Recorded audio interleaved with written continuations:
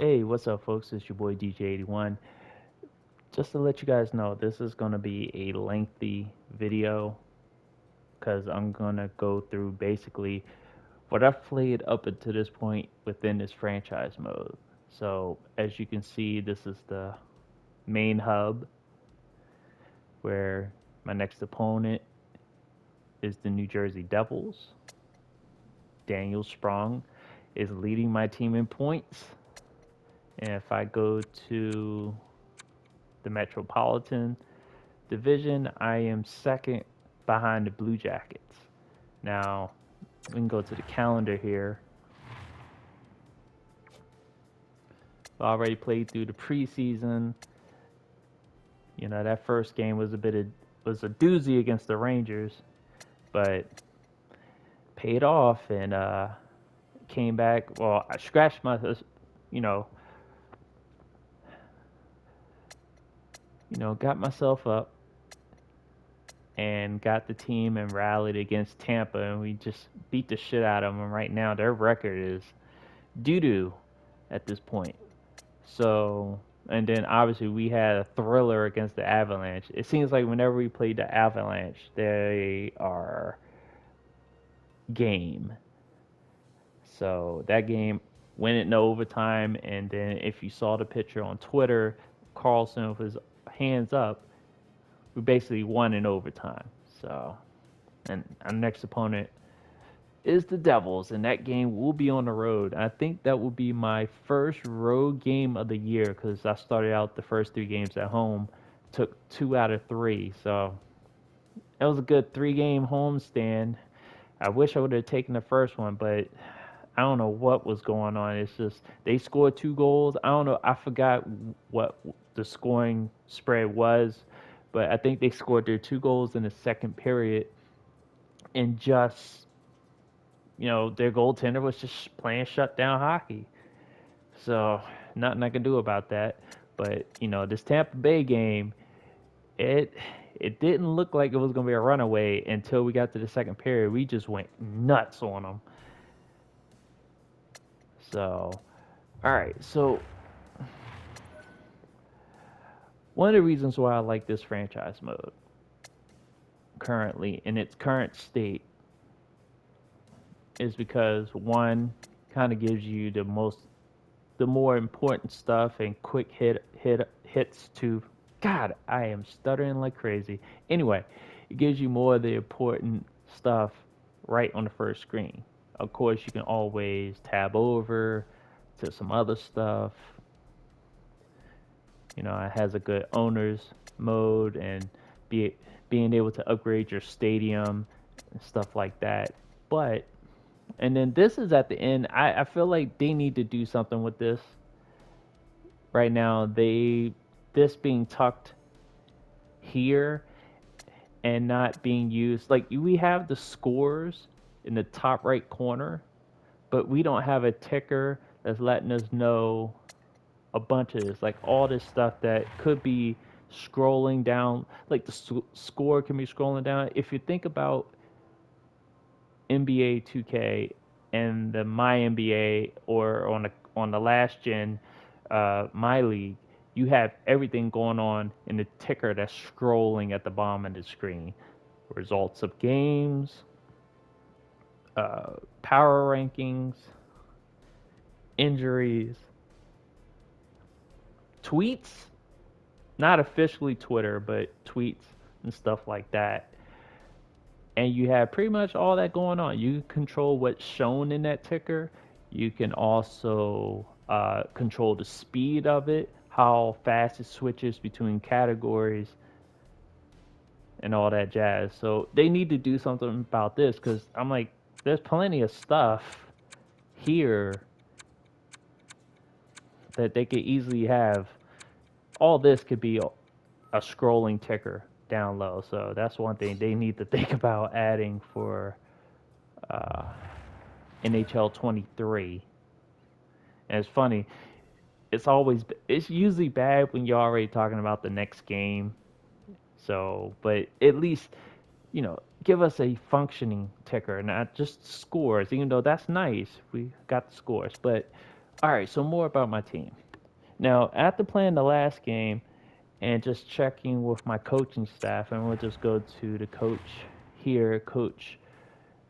Uh, I'm forgetting his name, Guillermo Hinote. So he's an offensive specialist, and yeah, so far we're 2-1 in the year, and I just had to look over my roster to see how they fit the the the scheme, and I had to note three players that I probably didn't note before, but just watching just from the games that I've played, I noticed that Mantha is kind of like if you go individually, Mantha has done okay, but you can see he is low on that scheme fit. So I may be looking to hang him out there to trade, possibly get a more offensive player in place. I think Hathaway is another case. If I scroll down and you see Hathaway, and then also Nick Dowd is another player that I'm looking to possibly hang out there to get an offensive player or get some young offensive players in mind so I can be more of a scheme fit. And then this is the system that he runs, uh, Hinote. So one adjustment I've made just to help the players out because the first game I went was staggered and I basically got mauled by the Rangers. They were just skating wherever they wanted to. They had plenty of room, and they were able to operate within the amount of room I gave them.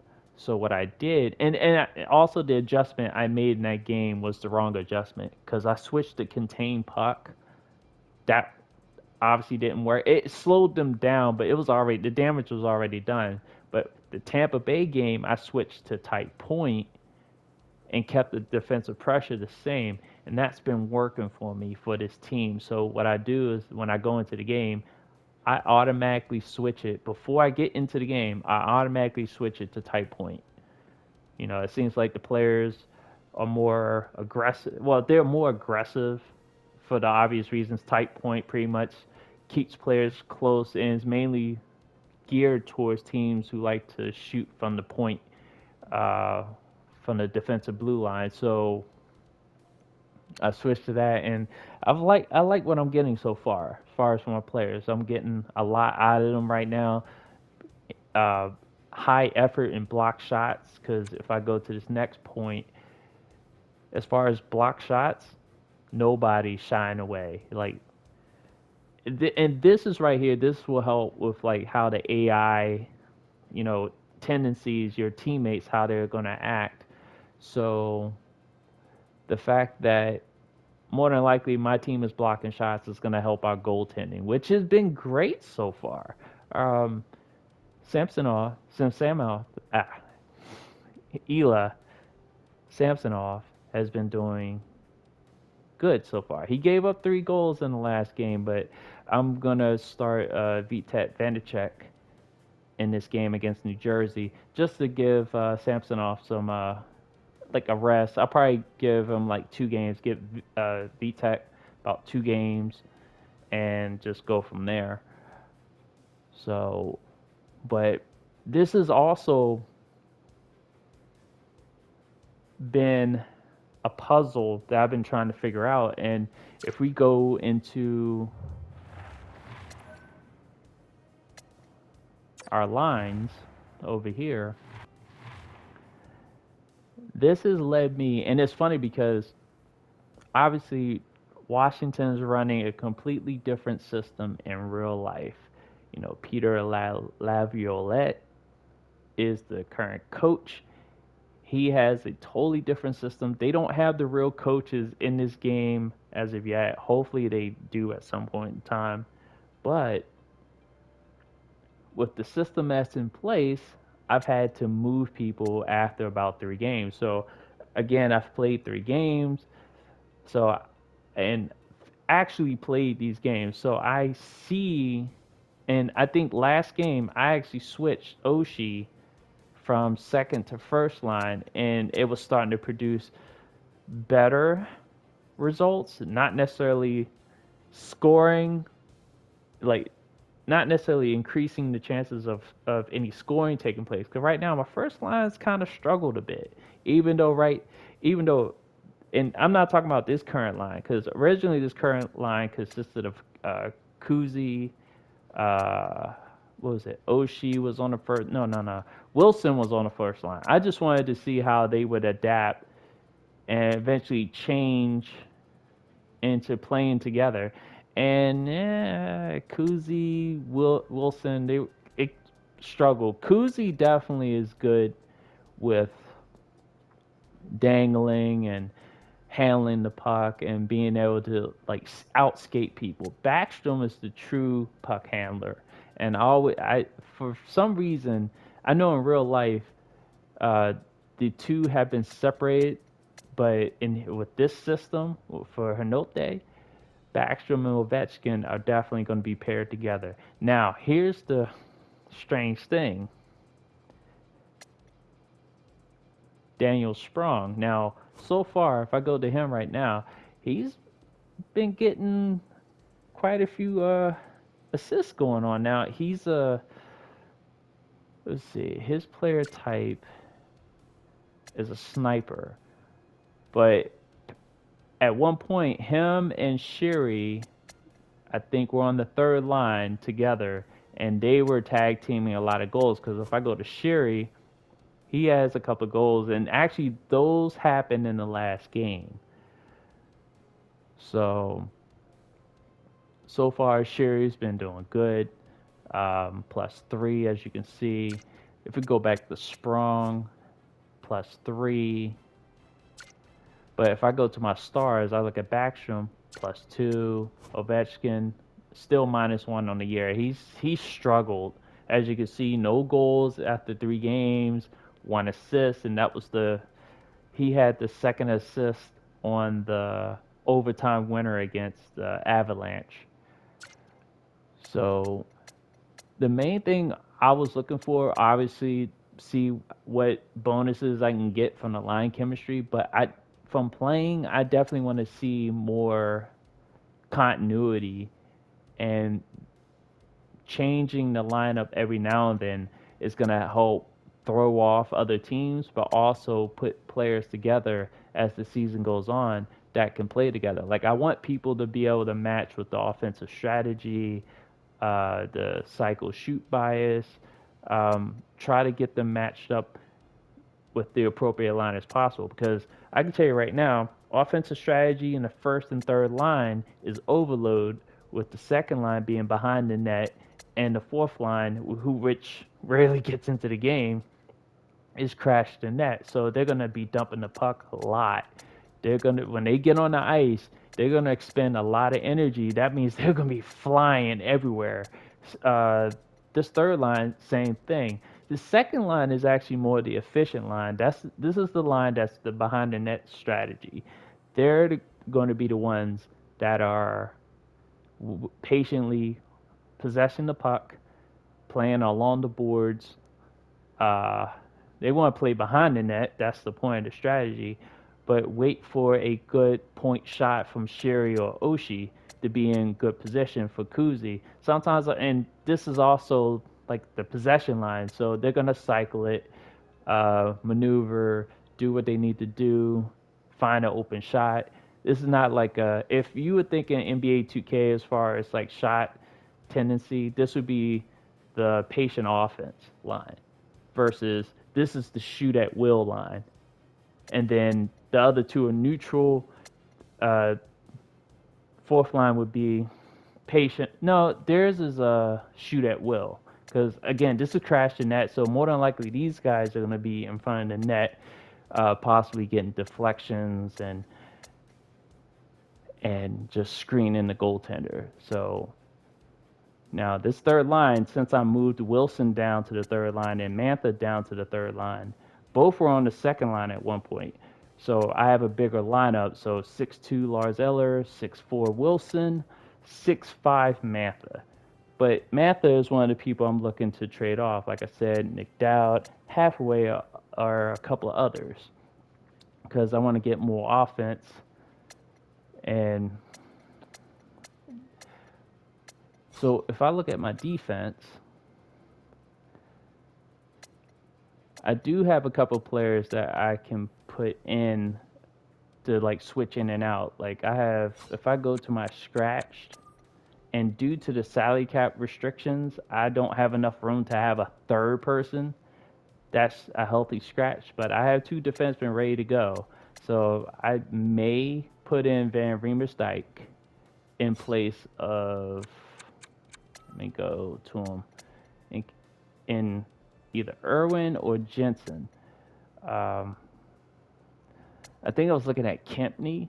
I think I already have him on the trading block, but he's been performing very well. Only 6 penalty minutes, plus minus 5. Yeah, he's gonna. I'm still thinking about keeping him on the trading block just to see what is sent my way. Obviously, as I get close to the trading deadline, we'll see what teams offer what.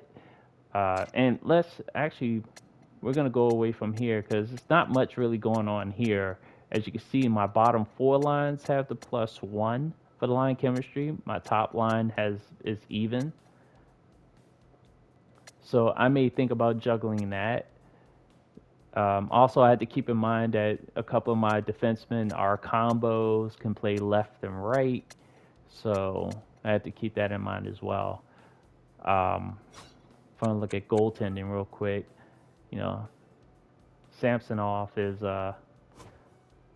performing well. 2 wins. He's 2-1, 91% save percentage, 1.99.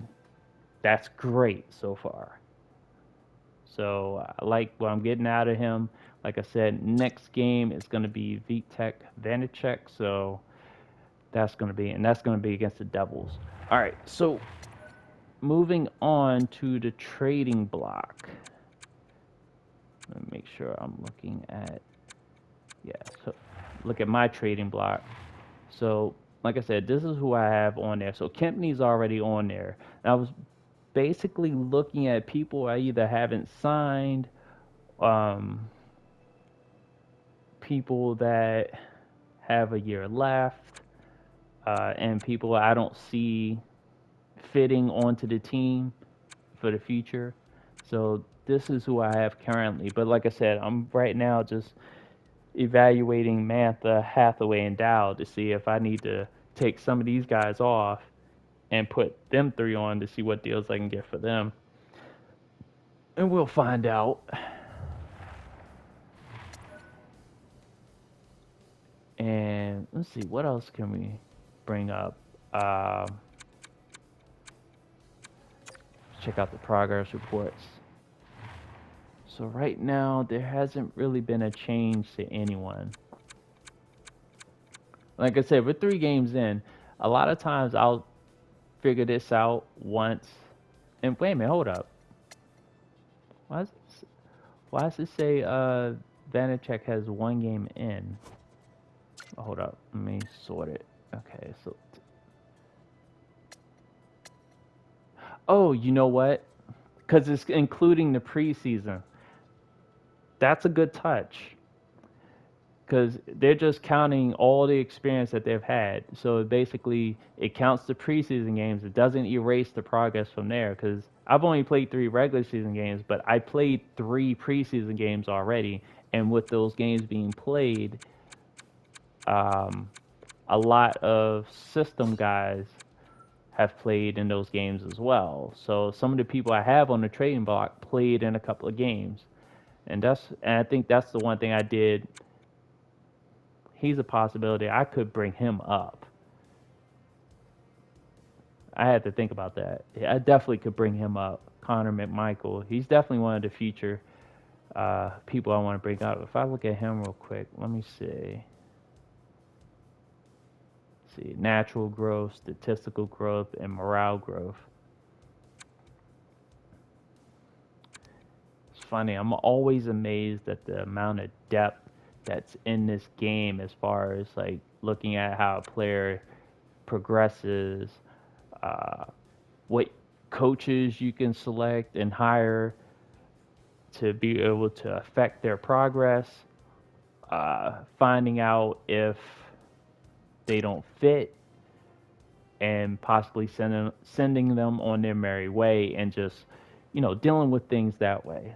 So this game, on top of the fog of war, which let me go out of here. So I'm gonna go to my draft class.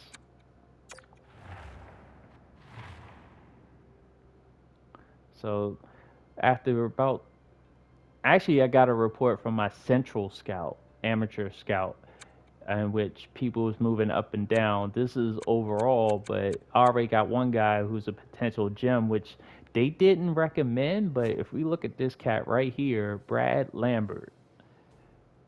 So he's slotted as a playmaker. I definitely have put him on my draft board because, and as of right now, with those four dashes, that lets me know that that's pretty good scouting of his weakness, that he has none. I see his senses and stuff like that. His senses, pretty good. Shooting, puck skills, skating, physical, and defense are kind of like okay as far as the accuracy, and that is all dependent upon the scout that's scouting him. So, so his strengths, he has a 200-foot game, offensive creativity, and playmaking ability. So, what that means, and it's funny, I'm playing, and he has similar style to Nicholas Backstrom. I have Nicholas Backstrom. I understand. But here's the other part. This is the part that they've talked about since they've added in Superstar X Factor. So his zone ability, it's tricky. So this is a cat that if I'm able to get, if he's available, if I'm able to get in position to get this cat, this is a cat I want in my system. Because eventually, when he comes up, and they said, hold up, let me go back. He's NHL ready now, so he literally could be the next big thing. If I'm able to get him, or whoever gets him, is looking at a star player on their team. So he can play right now.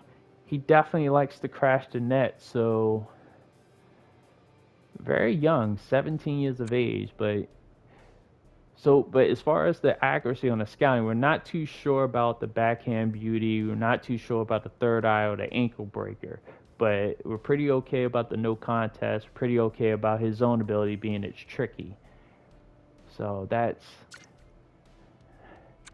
and so far my scouts have only uncovered one gem. In that category, you can either uncover a gem or bust. And then you also have to think about the person that scouted him, because he could be a gem, but let me go, and that was Corbett, if I remember. Uh, Coaching staff, go to scouts.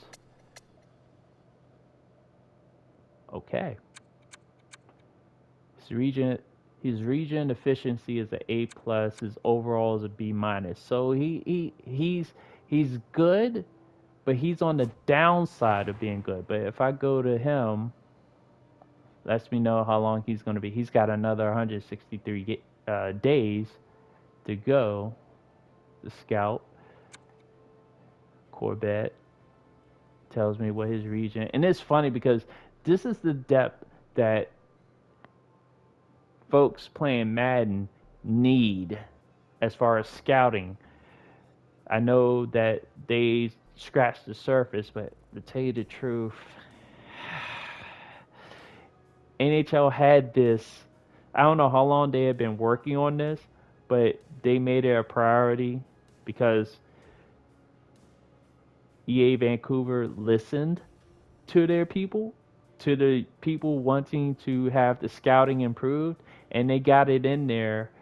I think it was after they got it in there, I think maybe last year or 2 years ago, that they got this scouting in here. But yeah, this is the example that folks at EA Orlando need to look at. Now, obviously, the NHL and Madden are now on the same engine, so there's no excuse. They could share all of this. You didn't even have. I'm like, I would have to say, EA Swami, you didn't have to go through a rewrite. All you had to do was just ask the folks at Vancouver that. And me, I'm not a programmer, but I mean, I have to ask this question. Did you guys even talk to the folks at Vancouver about what they did for NHL and their scouting? Because yes, you can do your own thing, as I've been told in the past about weather from Clint, but if the thing was about sharing technologies, and I understand that now NHL is doing superstar X Factor abilities, which in my opinion are working very well. There could be some cheese in some of them, especially in puck possession situations and stuff like that. And also the female announcer that comes in and chimes in. It kind of, and I talked with my boy Bills about this. When she chimes in, I like that she's able to bring in that layer of deeper analysis. But you don't have to say, with his X Factor ability, you don't have to say that.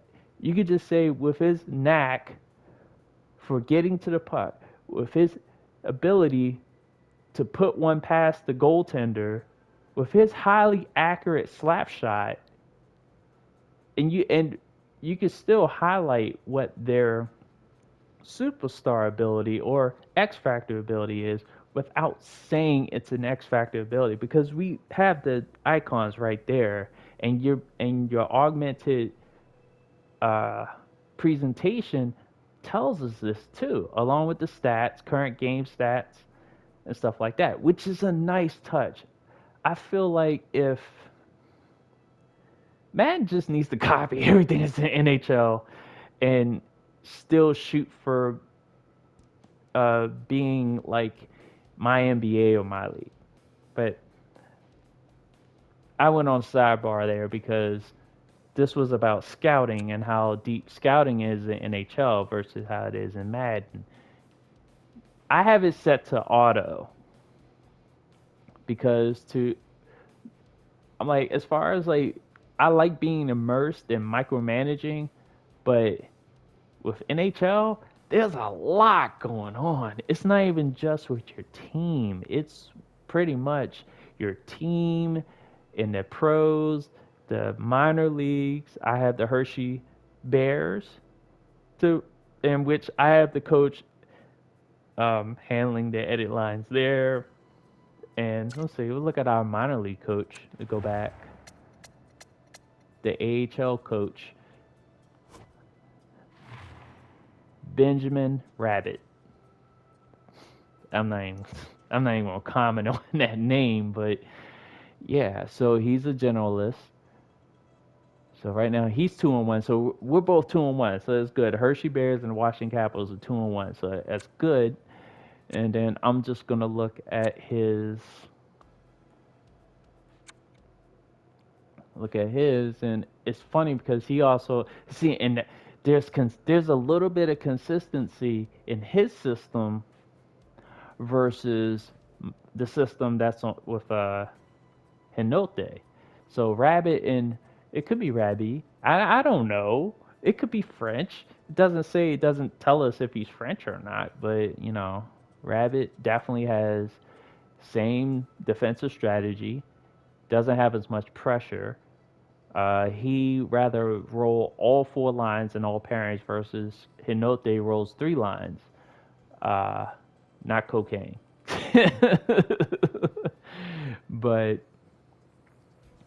they both forecheck is a weak side lock, so you get a consistency as far as like what type of strategies you use. And then if I go to line strategies, pretty much the same, except that first line just doesn't want to block. Who I'm like, just overall, there's continuity between my minor league team and my pro team, and I like that. So I'm happy to, and that's the first time I'm looking at my AHL coach. I've been focused on my NHL coach, and also you have these assistant coaches, and all of these are randomly generated. So, like I said, the game doesn't have the real coaches in there, but they have enough coaches, male and female coaches, which it was funny because it was NHL that first had females in the coaching ranks, especially a black female, which that's the next frontier. I want to see a black female play hockey. Like, I haven't seen one. If someone can show me a video clip, I would be happy to see it because I want to see hockey getting played by everybody. Just everybody. So, but back to this franchise. Now, if I go around the league, I think the last thing I'll show before I wrap this up, because like I said, this was long-winded, and I appreciate everybody that hung out for this whole thing. But I definitely wanted to get on here and just talk about it a little bit. So, where was I going? Oh yeah, I had to go here. Team leaders. Okay, so go to player stats, and we're gonna go to the NHL as a whole. So we see who's winning, who's leading here. So far after about 3 games, I like the fact that you can sort based on minimum games. So based on 1 game minimum, now I can go 5 in which there are people play 5 games, but it weeds out all the people that haven't. So that's good. You can do 10 games, 20, 30, 40. You see where I'm going here. I think other sports games should think about this. I know some inherently have that weeded out, but it would take care of looking at people that are shooting 100% that have only played. Like if I'm looking at NBA 2K, it kind of takes care of the people that are shooting 100% being number one, but because they didn't play enough games, they're still showing up. But really, there should be this filter in there, and it should go by the max number of minimum games because you have starters shooting in the 40s and 50s early on, and they should be the ones that carry they should be the ones that are shown versus a person who comes in, hits 1 3, and then that's it. So, but let me go back 70. So when you get to like 82 games and stuff like that, you hit 70. That's gonna really sort out whose statistics stand out. But after a minimum 1 game, look at our goal leaders. So Brett Connolly, oh my God, he used to play for the Caps. So you got Patrick Kane. He also has 4. So those are your goal leaders so far. Remember, this is 3 games. So all this is going to change. And at the same time, you have to think about the fact that a lot of these teams are not playing their real life systems based on these randomly generated coaches. So if you're expecting to see, like, there are players that transcend systems, like Sidney Crosby, Austin Matthews, Patrick Kane, uh, Alexander Ovechkin, Nicholas Backstrom. What's the kid over in Nashville? Uh, I can't think of his name right now, but you know what I'm saying. So this is where the improvement needs to come in because I'm starting to see that the offense. It's funny, as much as we complained about defense, this is where you kind of need more strategies in the game, and you need to have better AI as far as offense and defense. Still, there's players bunching up on defense, and there's players on offense that just look lost. I'm like, how can I if I want to, okay, Alexander Ovechkin has a 1T superstar X factor, but he's known Obviously, that's because he's known for these one-timers from the left side, from the goalie's right side, but he's offensively on the left. And then he's usually open at the circle, at the dot, and he's just ripping them past the goaltenders. Now, with my system in place on power play, which is overload, he's not really going to be in position to rip one the way he does in real life on a power play. He has overload also with 5-on-5 play, but he's never he like I'll be looking for him trying to set up a one timer with him. He's not in position, so a lot of the shots that I'm taking with him are drives to the net and taking these shots uh, at the dot on that side, but not a one timer. So that's why, going back to the edit line screen, I wanted Backstrom there instead of Kuzi because Backstrom, if I load up on the pass, he's going to get it to Ovechkin. Kuzi doesn't. In real life, that's why Backstrom is so important on a power play because Backstrom is the only one on that team that can make that pass that goes through everybody. Like people just he passes it. It's a saucer pass, but it's got a lot of heat on it. It gets through the defense to the other side. Ovechkin just one time right in the back of the net.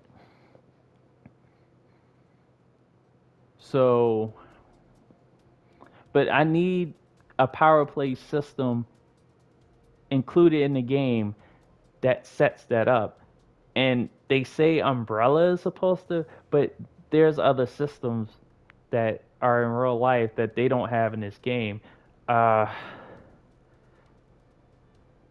think Washington power play under the previous coach, not the chump that took over for I can't the current Islanders coach who won the Stanley Cup with us for us, and then Ted Leonsis cheap ass didn't want to keep him, dummy. But he had a system in place. I think it was a two. It was kind of like a 1-3-1. There was. There's a 1-3-1. They actually have it as a neutral zone trap, but the 1-3-1 also is a power play system in which the Caps were using. That's how you would get Ovechkin open on the left side because what would happen, he would just sit there and teams that were playing like a small box or a large box, they would eventually drift away. And what the Caps would do is that during a power play, they would maneuver the puck along the wall.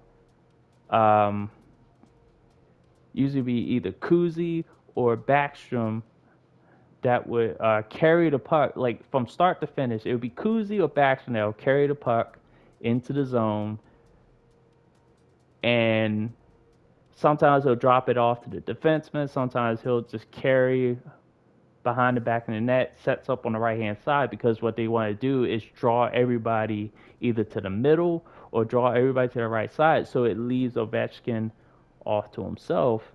Look at me, I'm explaining hockey strategy. But it's not, it seems like with the current systems in place, you can't, like, I have to force that to happen. And the system that I have in place,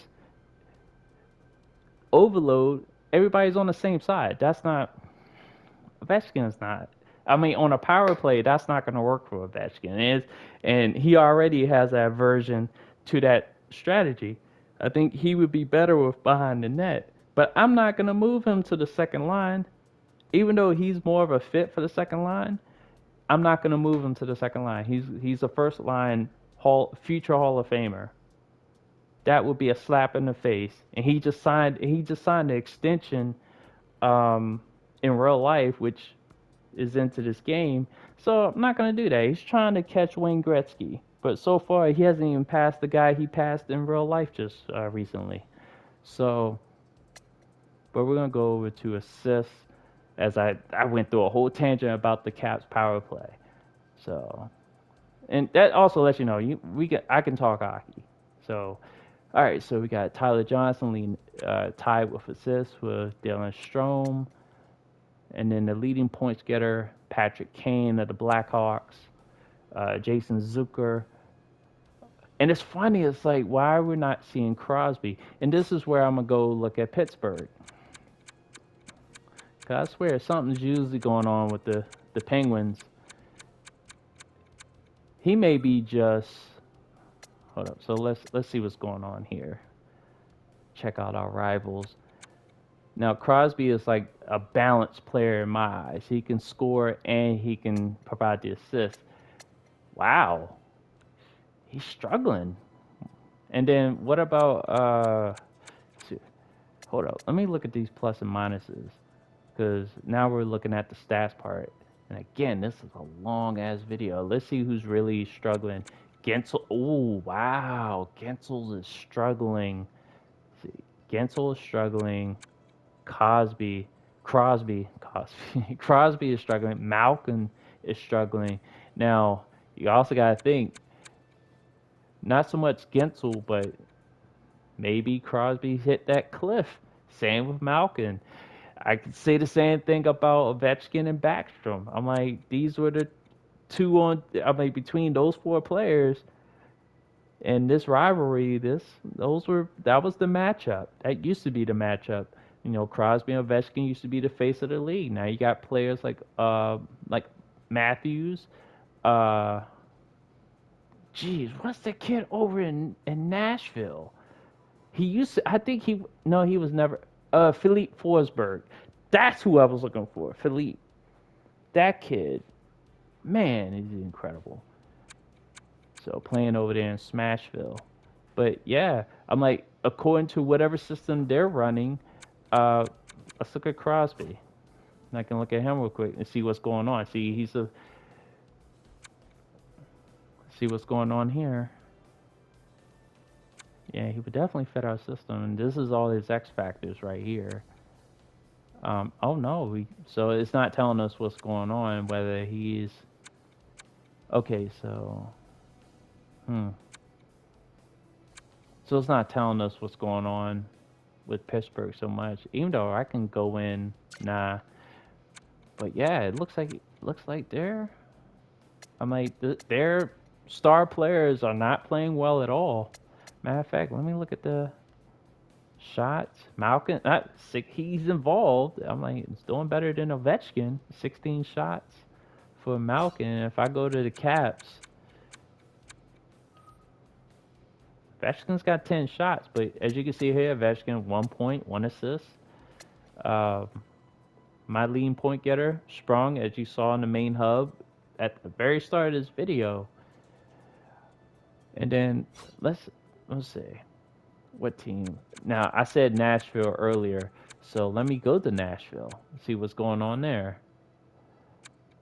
Yep, Philippe Forsberg. You didn't think I remember that name. Not me. Like, he's real. Like, as you can see, we can go to him real quick. 4 assists, 1 goal, 4 assists. Off the charts ratings. And then these are his X factors. No contest, back at you, make it snappy. 1T, so he has that Ovechkin ability, and it's tricky.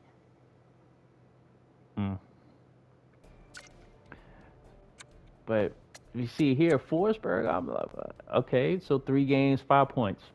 Not bad. So let's see, Sissons and Forsberg are your leading assist guys. Who are your goal scorers? Is Ryan Johansson. Is it Johansson or Johansson? So, and then let's look at another team. What team will I look at?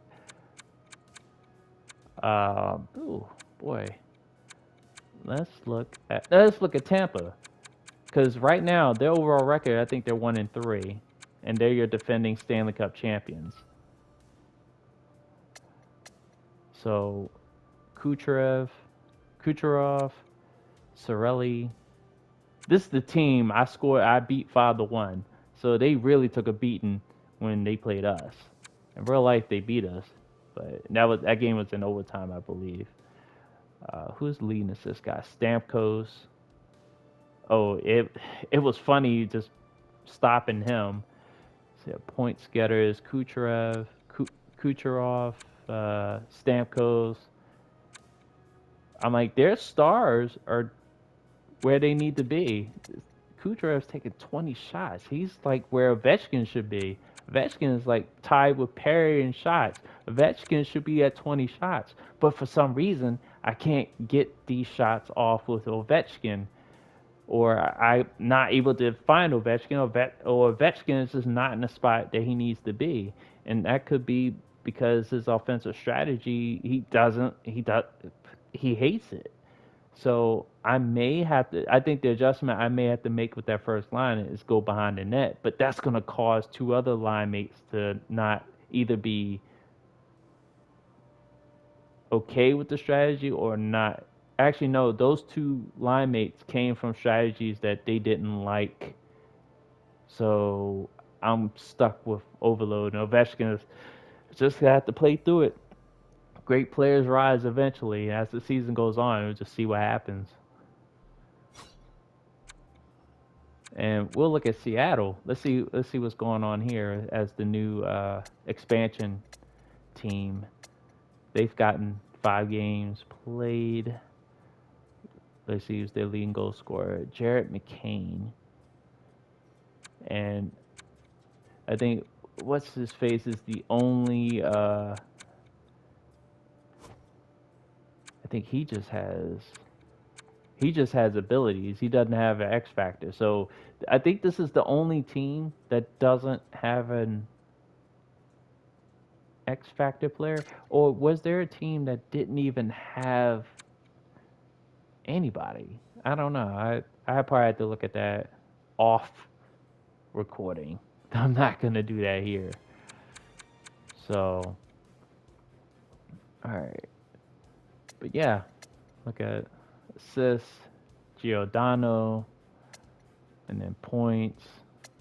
And then let's just see how they perform. Vince Dunn, he's a defenseman. Good job. -6. The fuck are you doing? And how does this see? And it's funny because I wonder how the AI regulates when you see players struggling like this. Do they start playing them less as far as the line rotations? Like it'd be real interesting to see when I play another team that I know ahead of time rolls 3 lines. I want to see if the AI actually rolls just 3 lines and every now and then puts that fourth line out there to spell the top three. Because I figured out what I'm doing with my roll 3 lines is that I'm just going first line, second line, third line, first line, second line, third line. Probably go through 3 rotations before that fourth line goes in. And usually I try to reserve them for later in the period, just to catch teams off guard because they're gonna come in and they're gonna be like all out because knowing they're only gonna have like 5 minutes on the ice. So I figured that's how the coach wants to use them. That's how I'm gonna use them. Like I said, the one adjustment that I've made was instituting tight point. It seems like it works better for the players overall, and it's just a step up from what the coach already wants. So it's not like because you have tight point, stagger, and collapse. Collapse did not work for me. I used it against the Rangers, and you saw a 2-0 result. So, all right, I think that's enough babbling from me. Um, like I said, you guys have already seen the standings. So just zoom through that real quick. With the stars representing the wild card positions. So Canadians there and the Penguins there. So, well, it was quite the venture, and to do this in one take is pretty awesome. So, hope you guys enjoy the rest of whatever day, night, whatever, whenever you view this. Just enjoy your time. If you're not subscribed to the channel, you can subscribe if you want. I don't really care. But if you want to, go ahead and subscribe. I have other stuff on the channel as well. Also, uh, next week, check out uh, what the fuck just happened. I'll have, I think it's episode 37. Let me make sure. That's right. I probably have. I'm gonna check on Spotify, in which the episodes are also uploaded on Spotify. I usually have a link to every video that I do on there. So I believe it's episode 37. Let me just look. Yep, it'll be episode 37. This past episode, which was this past Friday night, which I usually go live every other Friday night at 8 p.m. Eastern Standard Time. The last episode was called Backlash. No, not to be mistaken with WWE Backlash. I think it's NXT Backlash. They don't WWE, the main roster doesn't do that, but you know, I basically was just talking about, all the stuff that happened with the Washington football team, with John Gruden, and touched on Dave Chappelle a little bit. Also did it in an article on my site, dj81.org, and I wrote about Dave Chappelle. It's logical phobia, if you ask me. So I just break it down real quick, throw out some words, define them, and come to the conclusion that this man is not a transphobe or a homophobe. So with that being said, this is the end of the video. I promise. Again, thank you for if you watch the whole video. If you, I think what I'll, no, I'm not gonna do that because that's gonna be too much work on my end, and I'm incredibly lazy. So you guys have a good rest of your time and peace.